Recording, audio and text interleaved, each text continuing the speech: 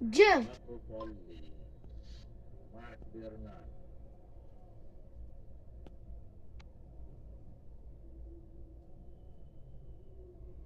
Yana bu yerdan jarima zarbasi amalga oshiriladi. 55-daqiqa.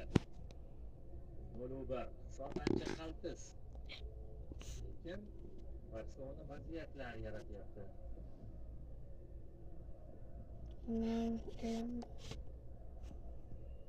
Marcus Rashford va Lamine Yamal. Balki o'zaro kombinatsiya ishlab kelishyapti. Yoki Rashforddan uzatma. O'tib ketdi to'p. Juda xavfli chiqdi. O'ymi? Ofsayd bo'lishi mumkin? Yo'q. Markaz sari boryapti.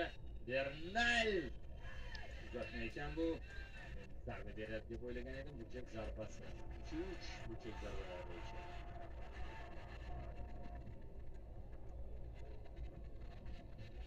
Xo'sh. Robert Lewandowski qani? Raul shu yerda. Barsi shu yerda.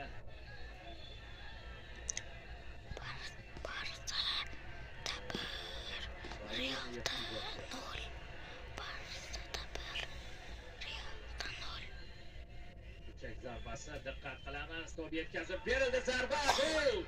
Gol! Ronald Araujo. Yiqitishdi.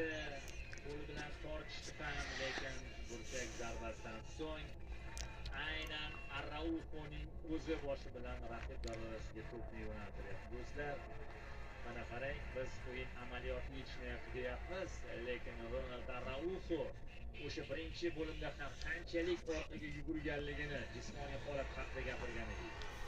E'tibor bering, qayerdadir xatoga yo'l qo'yishi mumkin, lekin mana bunday vaziyatlar bor. Ronald Araujo haqiqiy mehnatkash.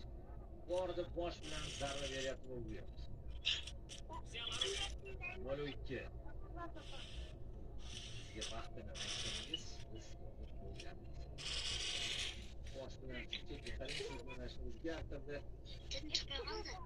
Lewandowski u yerdan o'tib ketgan edi.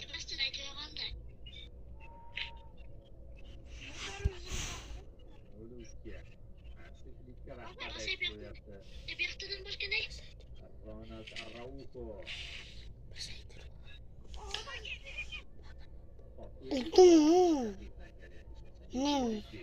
Endi esa Yamal. Yana bitta uzatma va xavfli vaziyat, zarba.